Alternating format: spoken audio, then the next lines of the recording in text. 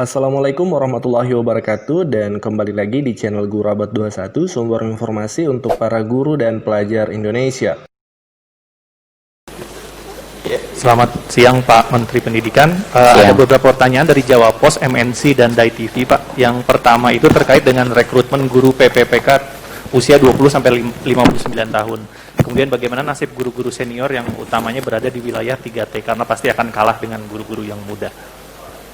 Terus yang kedua, juru bicara pemerintah kemarin menyampaikan bahwa bed occupancy ratio di rumah sakit sudah semakin kritis. Dengan diizinkannya pembelajaran tatap muka, bagaimana pemerintah menjamin tidak akan muncul klaster sekolah? Kemudian bagaimana respon kesiapan Pemda untuk menyelenggarakan pembelajaran tatap muka, dan apabila sudah ada, daerah mana saja yang sudah siap untuk melaksanakan program tersebut dan mana daerah yang belum siap? Kemudian yang terakhir, alokasi anggaran PEN untuk pendidikan sepanjang 2021 nanti apa bisa dijelaskan? Itu aja Pak, terima kasih. Untuk yang pertama saya jawab dulu mengenai yang seleksi massal tahun depan, mengenai guru-guru honorer yang kalau lulus akan bisa menjadi P3K.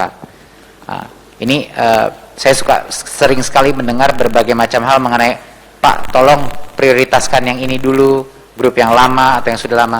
Ini harus saya jelaskan sekaligus.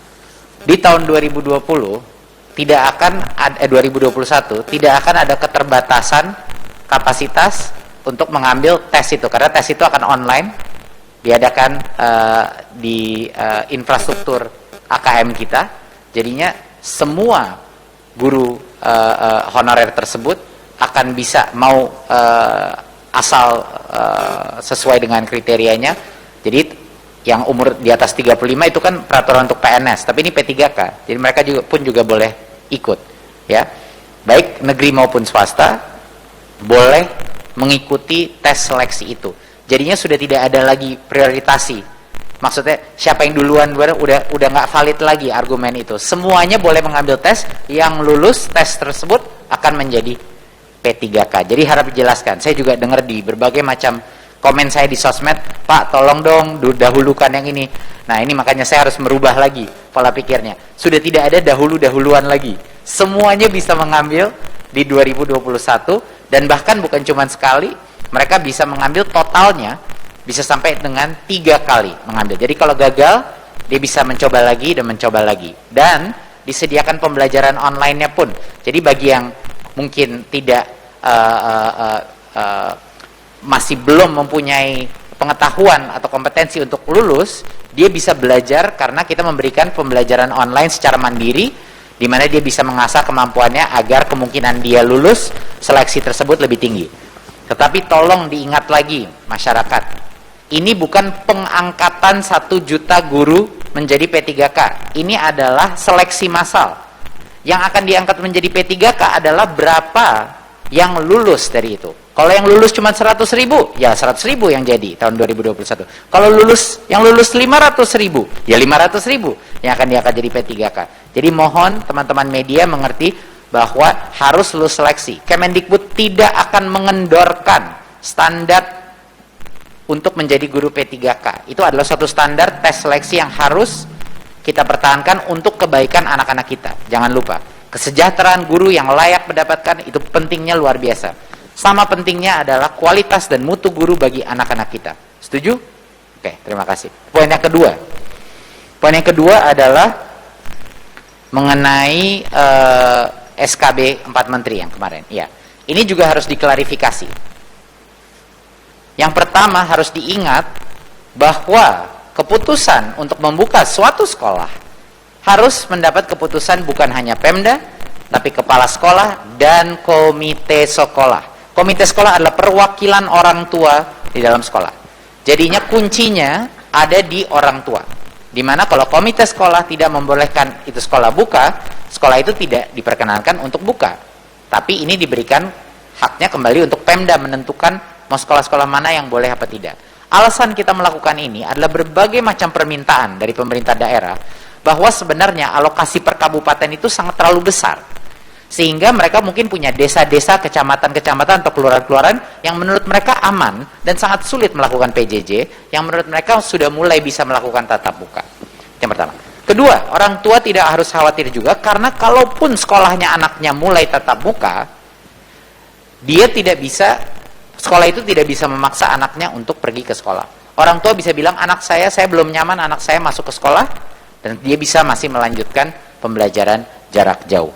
Ya, jadinya hybrid model ini akan terus berada. PJJ bukannya berarti berakhir. Ketiga yang harus diketahui semua masyarakat, seperti apa sih kalau misalnya sekolahnya dibuka? Ini bukan seperti sekolah biasa. Bukan seperti sekolah biasa. Bedanya luar biasa dari sekolah biasa. Apa perbedaannya? Hanya boleh 50% dari kapasitas, artinya 18 anak di dalam per kelas maksimal, biasanya kan 36. Sekarang cuma 18 anak per kelas. Jadi secara otomatis sekolah harus melakukan rotasi, harus melakukan 2 shift, minimal 2 shift, untuk bisa mematuhi aturan itu. Masker wajib, tidak ada aktivitas selain sekolah, nggak ada kantin lagi, nggak ada ekskul lagi, nggak ada olahraga, nggak ada aktivitas yang di luar, masuk kelas pulang langsung. Ya, ini bukan sekolah normal yang tatap muka pun masih ada. Kalau kita melihat apa yang telah kita lakukan selama 2 bulan kemarin, sudah diperbolehkan untuk yang zona hijau dan zona kuning. Sebenarnya sudah diperbolehkan. Itu pun karena protokol kesehatannya begitu ketat, yang di zona hijau aja baru sekitar 75% yang melakukan tatap muka, dan di zona kuning hanya sekitar 20%, 20-25% yang melakukan tatap muka. Jadinya ini akan makan waktu untuk persiapan para sekolah-sekolah, mempersiapkan protokolnya, sanitizer-nya, termogannya, memastikan bahwa ada akses ke berbagai macam tempat kesehatan. Jadi checklist itu, daftar periksa itu sangat komprehensif, dan Pemda akan menggunakan diskresinya, karena Pemda lah yang tahu mana daerah yang sebenarnya rawan dan mana yang lebih aman. Jadi kira-kira gitu untuk menjawab pertanyaan tersebut. Dan kalaupun ketahuan ada infeksi COVID di situ, harus langsung sesuai dengan protokol Satgas COVID, harus langsung ditutup sekolahnya. Ya.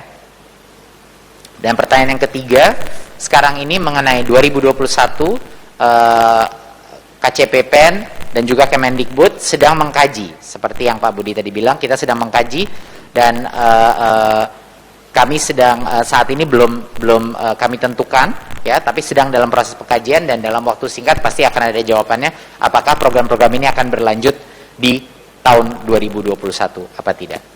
Saya rasa sekian dari saya, semoga terjawab. Terima kasih. Cukup, terima kasih.